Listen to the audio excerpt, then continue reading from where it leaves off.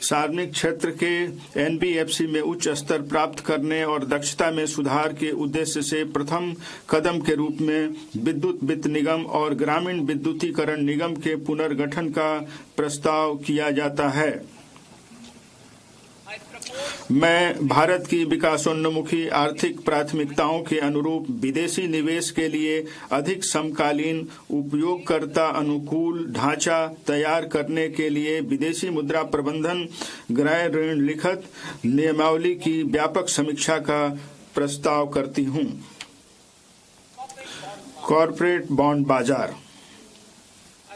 मैं एक ऐसे बाजार निर्माण की संरचना पेश करने का प्रस्ताव करती हूं जहां कॉर्पोरेट बॉन्ड क्षेत्र में निधियों और व्युत्पन्नों के लिए पर्याप्त अवसर हों।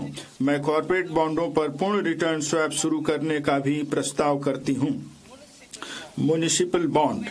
बड़े शहरों द्वारा आर्थिक मूल्य के म्युनिसिपल बॉन्ड जारी करने को बढ़ावा देने के लिए मैं 1000 करोड़ से अधिक का एकल बॉन्ड जारी करने के लिए 100 करोड़ के प्रोत्साहन का प्रस्ताव करती हूं। अमृत के अंतर्गत वर्तमान योजना जो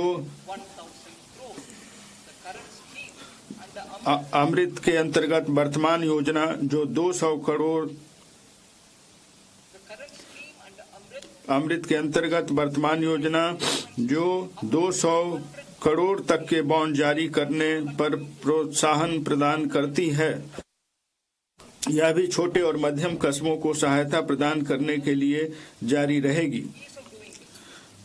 व्यापार करने की सुगमता। भारत के बाहर निवासी व्यक्तिगत व्यक्ति PROI को पोर्टफोलियो निवेश योजना के माध्यम से सूचीबद्ध भारतीय कंपनियों की इक्विटी लिखतों में निवेश करने की अनुमति होगी।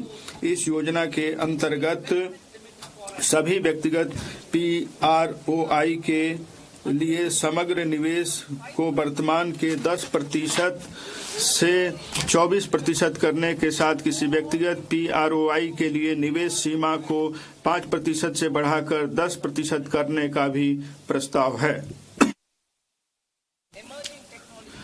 AI सहित उभरती प्रौद्योगिकियां। 21वीं सदी प्रौद्योगिकी प्रेरित है। प्रौद्योगिकी का अंगीकरण सभी लोगों के हित के लिए है। खेतों में किसानों, स्टेम में महिलाओं, कौशल वृद्धि के लिए इच्छुक युवाओं और दिव्यांग जनों के लाभ हेतु नए अवसर। सरकार ने AI मिशन, राष्ट्रीय क्वांटम मिशन, अनुसंधान नेशनल रिसर्च फंड और अनुसंधान विकास एवं नवाचार निधि के माध्यम से नई प्रौद्योगिकियों को सहायता प्रदान करने के लिए अनेक कदम उठाए हैं। हमारा दूसरा कर्तव्य आकांक्षाओं को पूरा करना और क्षमता निर्माण है। हमारी सरकार के 1 दशक से सतत और सुधार उन्मुखी प्रयासों के माध्यम से लगभग 25 करोड़ लोग विभिन्न स्तरों पर व्याप्त गरीबी से ऊपर उठ गए हैं।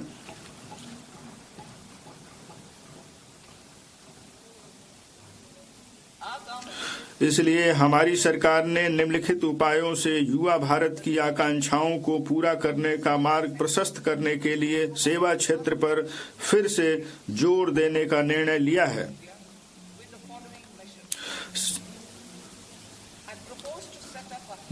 मैं विकसित भारत के मुख्य संचालक के रूप में सेवा क्षेत्र पर ध्यान केंद्रित करने के लिए उपायों की सिफारिश करने हेतु एक उच्च स्तरीय उच्चाधिकार प्राप्त शिक्षा से रोजगार एवं उद्यम स्थायी समिति के गठन का प्रस्ताव करती हूं। यह हमें वर्ष 2047 तक 10% की वैश्विक हिस्सेदारी के साथ सेवा क्षेत्र में वैश्विक अग्रणी बनाएगा। यह समिति विकास, रोजगार और निर्यातों के लिए संभावनाओं को बढ़ाने के लिए क्षेत्रों को प्राथमिकता देगी।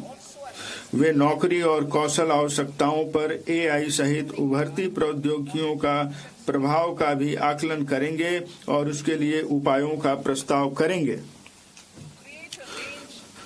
विकसित भारत के लिए पेशेवरों को तैयार करना।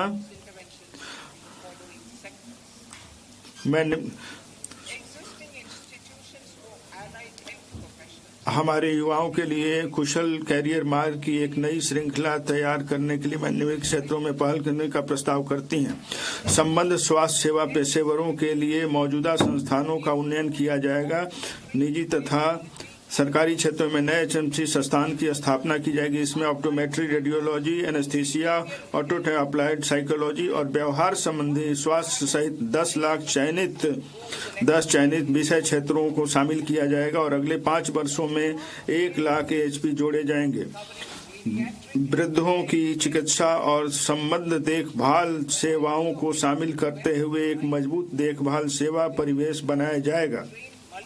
देखभाल सेवा और स्वास्थ्य, योग, मेडिकल और सहायता उपकरणों का प्रचालन जैसे संबद्ध कौशलों का संयोजन करते हुए करके बहुकौशल देखभाल सेवा प्रदाताओं को प्रशिक्षित करने के लिए अनेक एनएसयू कार्यक्रमों का विकास किया जाएगा। आने वाले वर्षों में 1.5 लाख देखभाल सेवा प्रदाताओं को प्रशिक्षित किया जाएगा।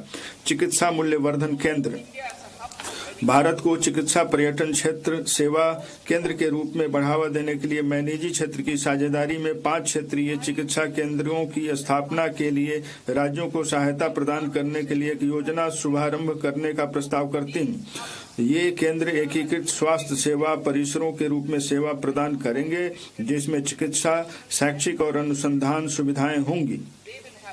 इसमें नैदानिक बाद के देखभाल और पुनर्वास के लिए आयुष केंद्र, चिकित्सा मूल्य पर्यटन सुविधा केंद्र होंगे।